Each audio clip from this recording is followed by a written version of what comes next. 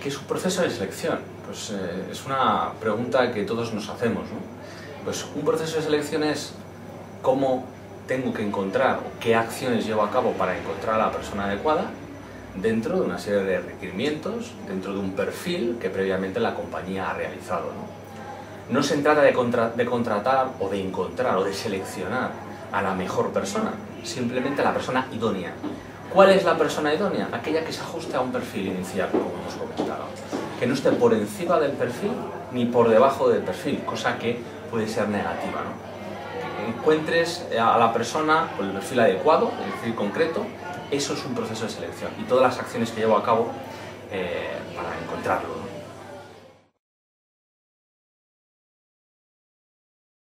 Bueno, pues en una empresa tipo, o el tipo de proceso de selección que haría una empresa de consultoría o de search, sería pues una primera fase, ¿no? de toma de contacto, de criba inicial de currículums o de currícula que recibimos, quizás unas primeras entrevistas iniciales, bien sean telefónicas, bien sean presenciales, donde tomar contacto con el pool de candidatos que tenemos. Esa sería una primera fase. En una segunda fase ajustamos un poco las prioridades, y es normal que la organización o la empresa de selección ajuste las prioridades en ese proceso de selección y del candidato idóneo que buscamos. Hacemos una serie de pruebas y hacemos unas segundas fases de entrevistas, ¿vale? Con los candidatos que en un principio han sido seleccionados. En una tercera fase tengo pues, el tercer nivel de entrevistas, ¿vale? Donde ya hago entrevistas finales, ¿vale? Y quizás la cuarta fase, que es una tercera cuarta fase, cuando ya tengo los 3-5 candidatos finalistas, empieza la fase de negociación, ¿no? En ocasiones a la empresa le gusta saber desde un principio cuál es nuestro rango salarial, en qué baremo salarial nos movemos, y en otras ocasiones simplemente es una referencia para que cuando lleguemos a la parte de negociación económica, bueno, pues sepamos ambos en qué nos estamos moviendo, ¿no? Estos pueden ser las 3-4 fases de un proceso de selección.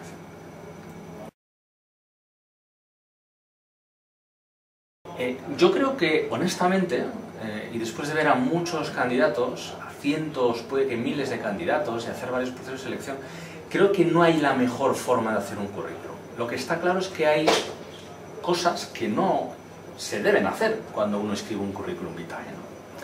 Pero el mejor currículum es aquel que tiene éxito. Está claro que esas cosas que no hay que hacer, bueno, pues por ejemplo el currículum no tiene que tener excesiva extensión, ¿no? Hablamos siempre de 2-3 páginas. En 2 páginas se puede meter perfectamente casi cualquier currículum. Quizás algo idóneo, ideal sería poder tenerla en una sola página, ¿no? También depende del país.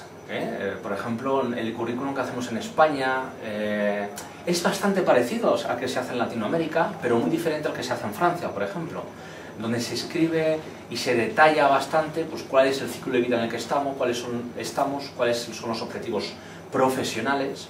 Es diferente al que hacemos en Reino Unido, donde es un currículum quizás más breve, más sistemático, mucho más objetivo, que va mucho más al grano. Lo que está es claro que la dimensión del currículum tiene que estar entre 2-3 páginas, mejor 2 páginas, que el tipo de letra no debe ser muy grande, que debe ser fácil de leer, debe ser atractivo, ¿vale? Que me debe invitar a leer el currículum, que debe ser agradable y debe ser un reflejo de mi personalidad. Se debe percibir en el currículum que está trabajado. El currículum no es algo que se hace con cualquiera de los modelos que tenemos actualmente en Internet para hacer un currículum, ¿no?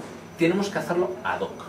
Y cuando yo llego a la fase de entrevistas, si veo que entre la entrevista que le estoy haciendo a esta persona, a este candidato y el currículum, hay un gap en cuanto a personalidad, en cuanto a estilo, en cuanto a reflejo de sus propios comportamientos o formas de hacer o el estilo competencial, seguramente indagaré por qué es así, ¿no? Si lo ha copiado, si se lo han hecho o si realmente ha buscado un modelo, ¿no? Por lo tanto, es fundamental que el currículum sea un reflejo de cómo somos.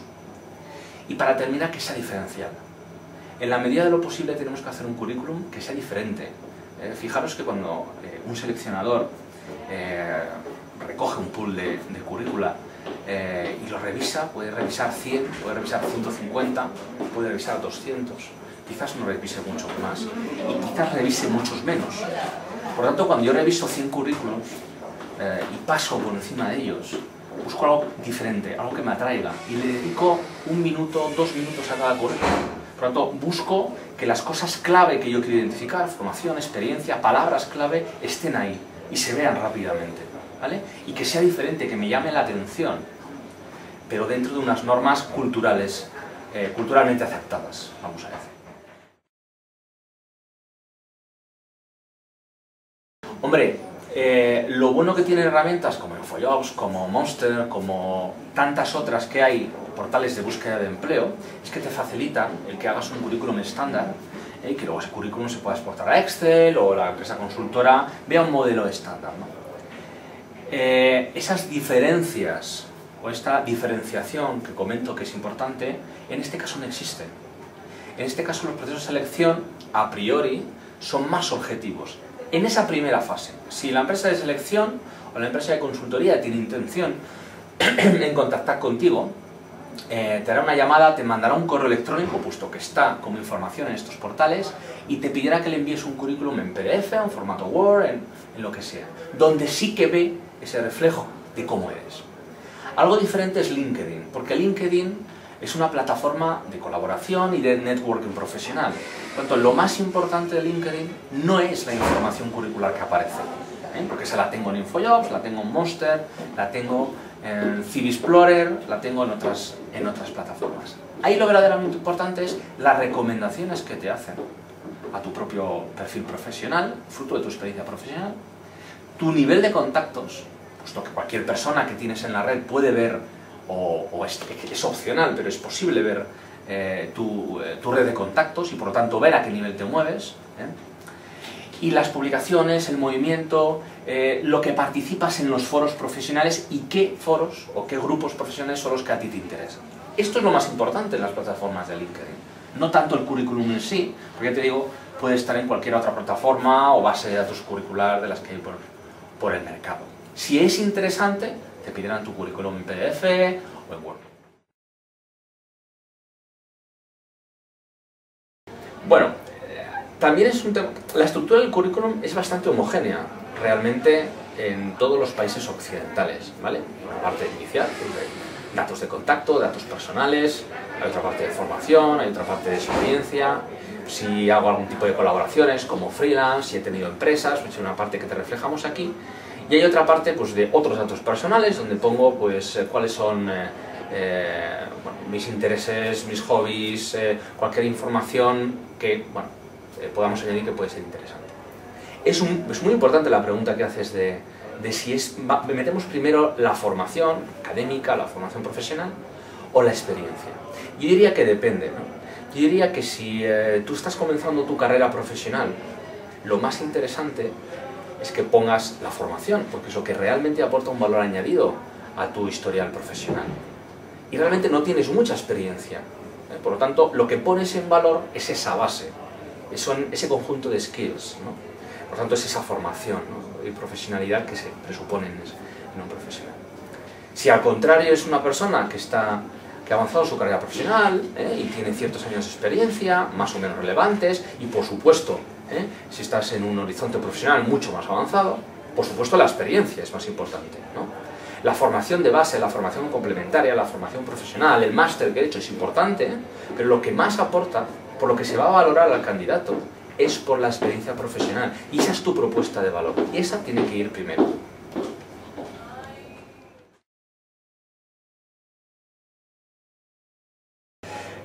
Bueno, está claro que utilizamos las tecnologías de la información todos, sobre todo hemos empezado en Estados Unidos, el norte de Europa y Latinoamérica, que empezó a utilizar las tecnologías de Internet y mandar mails y tal, antes que en la Europa occidental incluso, y está claro que el correo electrónico es vía, ¿vale?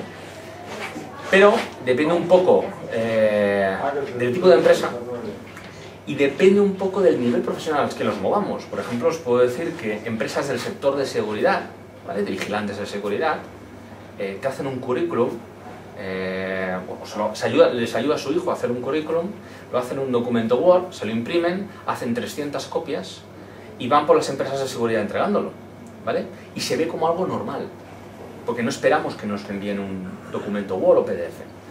En un ámbito profesional intermedio, de gente con formación media, universitaria, incluso posgrados, lo habitual es enviarlo por correo electrónico, ¿vale? Incluso tenerlo colgado en plataformas y bases de datos curriculares, redes sociales, incluso páginas web propias, blogs propios, donde podamos dar más información acerca de cómo somos nosotros, ¿no? Recomiendo que si lo enviamos por correo electrónico sea siempre en PDF, ¿vale?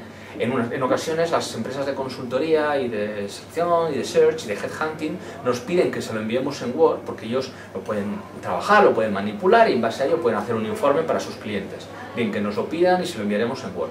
Pero en un principio el documento siempre debe estar en PDF. Es un documento que a priori no se pueda tocar.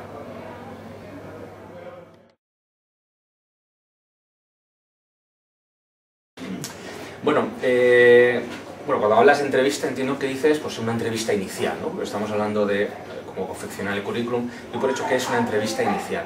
Dependerá si es una entrevista presencial o es una entrevista telefónica. Generalmente cuando hacemos entrevistas telefónicas, la entrevista está muy madura, quiero decir, está muy estructurada, ¿vale? La primera pregunta que te hago, que tiene relación con tu currículum, son preguntas de criba. Son killer questions realmente, ¿no? Como hacemos en InfoJobs o en Monster. Y de lo que se trata es de saber si merece la pena hacerte la segunda, o la tercera, o la cuarta pregunta, ¿no?